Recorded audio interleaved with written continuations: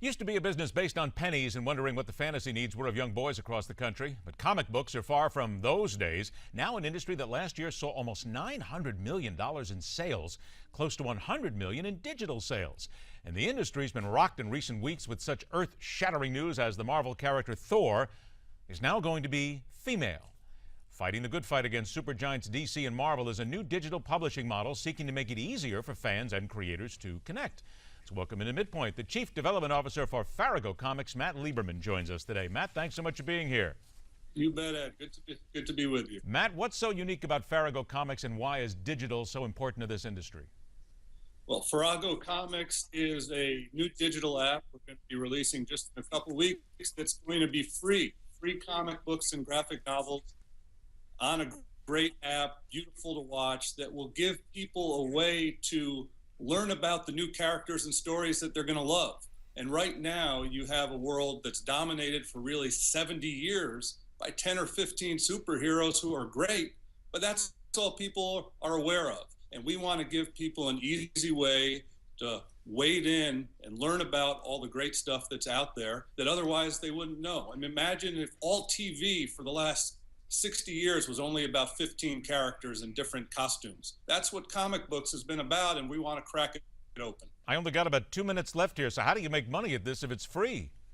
Well, similar to Pandora or Spotify, we are advertisement based. We split the ad income 50-50 with the creators. A lot of talented people really struggling to make a living, doing great work.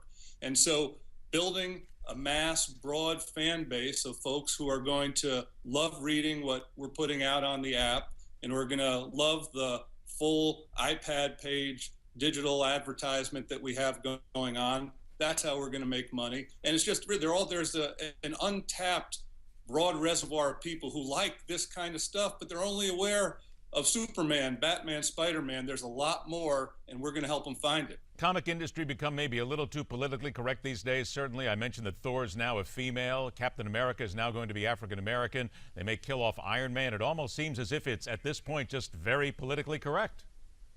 Well, it may be in part political correctness. It may be in part stale. When you're dealing with only the same 15 characters for decades and decades and decades, at some point, to make it interesting, you're going to say, well, all right, let's make this one a woman. Let's make this one like that. And the fans who are core fans, they stick with it, but other folks just kind of scratch their heads and say there's got to be something else. And there is something else, but just no one has a way to find it. And we're gonna point the way to people and give them an easy way to find stuff they're going to love.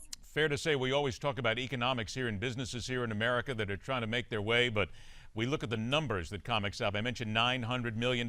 This isn't just a bunch of kids running around anymore grabbing a comic book at the bookstore, is it? It's not just a bunch of kids, and to be out here in San Diego at Comic-Con as we are, you see it's across the spectrum. Most of the money is made on these big budget movies that DC and Marvel put out. DC is owned by Time Warner, Marvel by Disney. They bought these comic book companies so they can put these movies out. That's all they need to do to make a killing, but there is a lot more out there. And so we're asking people to go to FarragoComics.com, Farrago Comics.com, to register for the app. We're going to tell you when it's coming real soon. And it's an exciting thing. I think it's stuff that people like, but they're just not aware of how to find it and how to find the stuff that they're really going to love. Careful now. Sounds like Commissioner Gordon's behind you right now. Sounds like they're coming for you to see if they can save. They're trying to save DC every time. It is FarragoComics.com. Again, you spelled it F-A-R-R-A-G-O Comics.com. Hey, thanks so much for joining us. Good luck, Matt. We'll check in and see how the heroes are doing. Thank you, Ed. That's all great. Right. Take care of yourself. There you go, a brand new comic. And now, how about a brand new chance to go ahead and take a look at America in this American moment?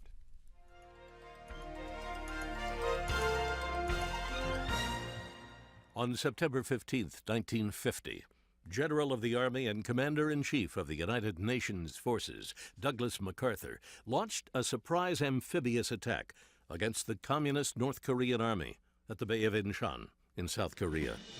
Approximately 3 months earlier, the North invaded South Korea and soon captured its capital, Seoul. MacArthur, against the advice of his military advisors, chose Incheon for his counterattack. The move was risky. Incheon was heavily fortified, and American soldiers would face towering cliffs on its beaches. His maneuver caught the enemy completely by surprise. MacArthur quickly cut the North Korean army in half as their beleaguered army hastily beat a retreat north. For the moment, the government of South Korea had been saved.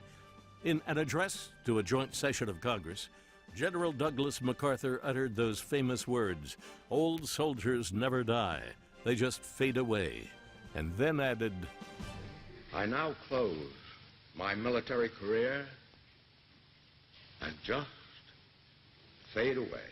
You're watching An American Moment on Newsmax TV.